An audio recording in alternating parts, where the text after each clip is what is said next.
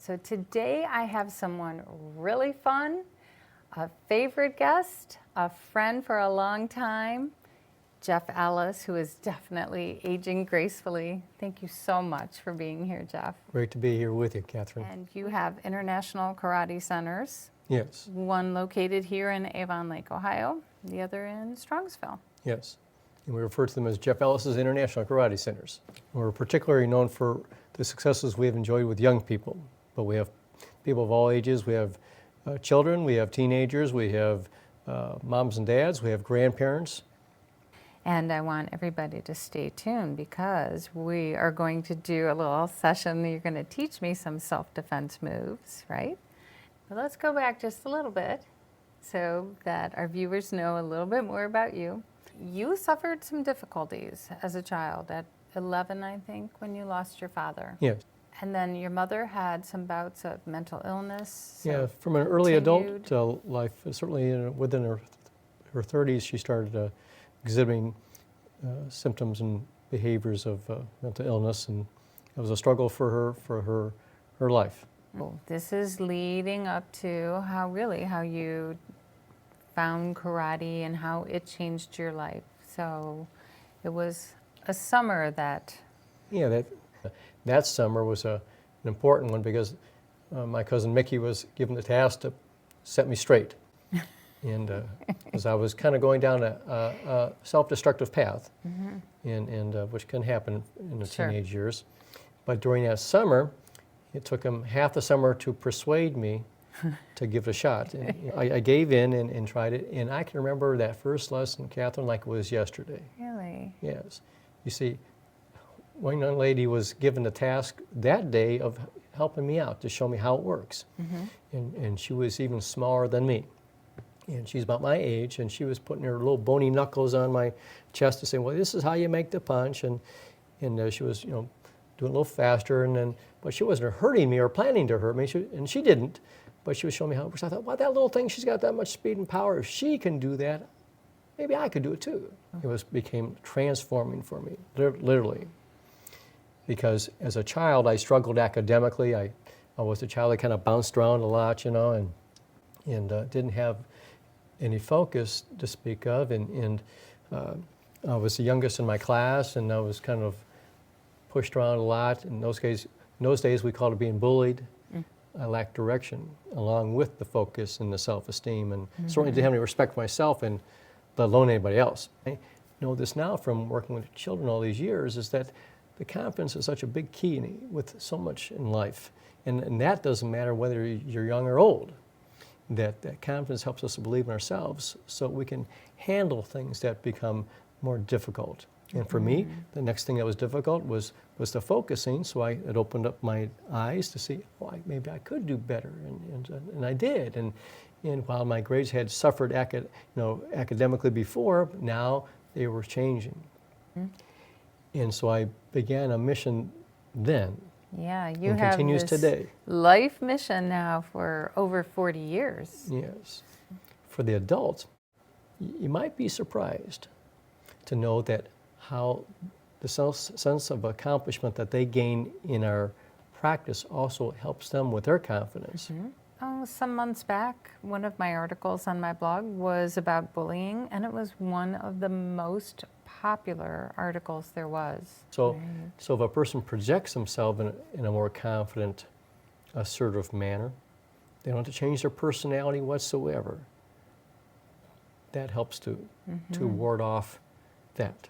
Just stature, posture. In how you speak, your eye contact, all that matters. How you breathe, all that matters. Now that's not going to overcome every situation, but that'll help minimize it from happening in the first place, versus looking withdrawn, looking weak, looking like, boy, let's get that person because we can really get under that person's skin easy. Let's go have some fun or whatever. So then we have to also understand who is the person who's doing this? Who is the bully? And understand a little bit more about them.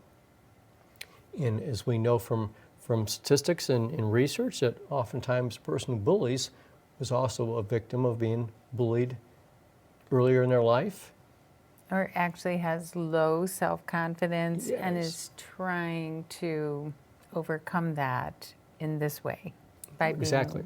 being some top dog Right, in a inappropriate way. right, in an unhealthy manner. So Jeff, what is your secret to aging gracefully? At 65, you're doing fantastic. You're just really a model senior citizen because Well, I you're think very by thoughtful. all standards, 65 qualifies, right? Well, I think keeping on the move is one critical thing to do for not only for myself but for others. You know, get up, move, get exercise daily, do things to stretch, and by doing so, that will reduce the chance of getting injured. Or, and we're going to face that. That's going to happen. We have better balance. We feel better, but when you're doing something, you're going to feel better physically, and you're going to feel better mentally. And when you do that, you put it all together, you're going to be much happier as well as healthier along the way. All right. So I guess get off the couch, stay off the couch, take a walk, not sit in front of the TV. Be active. Yes, Love it. that's key. Doing things that you love to do. Right. Thank you so much for being here with me today. Pleasure's mine, Catherine. In just a moment, we're going to clear away the furniture. Jeff's going to teach me a little bit of some self-defense, so please stay tuned for that. Maybe I'm going to come out of the bushes. You never know.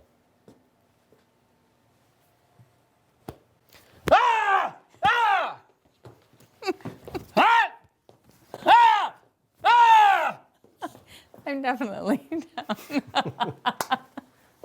All right, teach me how to do that. Okay. Okay, This is going to be fun, okay, and it's be beneficial for you and anybody else. okay. Of course, but we need to tell our audience that we shouldn't try to duplicate this because someone get harmed. Right. Not only themselves, they could harm themselves, but also somebody else. And of course, it's only limited to people that really trying to harm somebody. Right. Okay, so what's going to happen now? The person came and grabbed you here, and of Okay. course, the longer someone's holding on to you, the worse it is, right? So, in that initial contact, you see something's not right, and of course, preferably if we had a moment to talk to this person, that would be best. But in some circumstances, we can't talk a problem through; it's already in place. And you could probably tell just from the grip, this is not someone who And wants to talk. based on how you perceive things to be, how serious it might be, you think this is now serious. Maybe I've said something like, come on with me, or you're not going home, or I'm going to do something physically damaging to you, or otherwise. So you can see this is a serious circumstance. So now we want to distract the person's attention, and we can do it in a variety of ways. One way is take the bottom of your fist and strike to the groin. And of course, we do it more than once because one may not be enough. So How many that may times? cause everything to stop. If nothing else, then maybe it's causing the person to loosen up, and now you can proceed to do something else, which you struck to my groin 3 times. That certainly put me on notice, didn't it? Mm-hmm. Yeah. And then you strike to the back of your fist toward my face, in this case toward maybe the nose, and then you turn clockwise, raise that arm up, your right arm up, because now as you turn, you're kind of wiping this off your shoulder, but grabbing at the same time, and perfectly closer by the wrist, and Okay. take your free hand, using the heel of your hand, striking toward my face, maybe by my cheek. 1, 2, and 3. Put your hands on whatever you can get your hands on, and take your knee, and you're going to strike perfectly to the groin. 1, 2, 3. Now I'm bending over, and while I'm bending over, you take your arm and you do an elbow, and you're going to do that 3 times, and that may cause the person to let go, and off to safety you go. Okay. Okay? So it really is a matter of training yourself to be fast, responsive, knowing what to do quickly. Yes. So like you've trained so much that it just becomes automatic. Exactly. And so in a sense, we're training the body physically so it can prepare the mind to be able to react to a circumstance, and that is someone, God forbid, attacking us or somebody that we care about. Yeah. Yeah, we got to start someplace, and so we got to start the physical training first.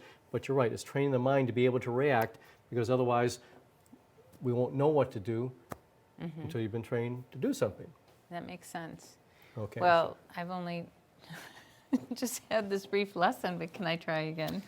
Yeah, come on over here with me. Let's get to know each other. Okay.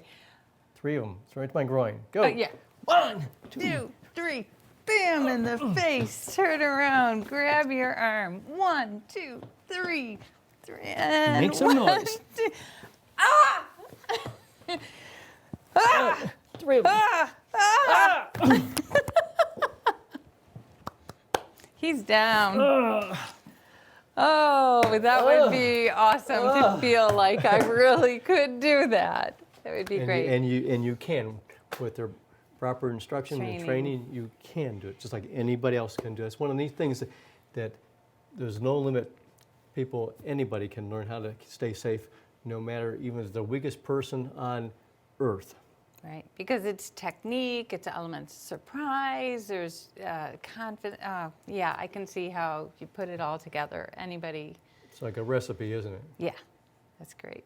Thank You you high five, so much, Jeff. So great to see you today. You too.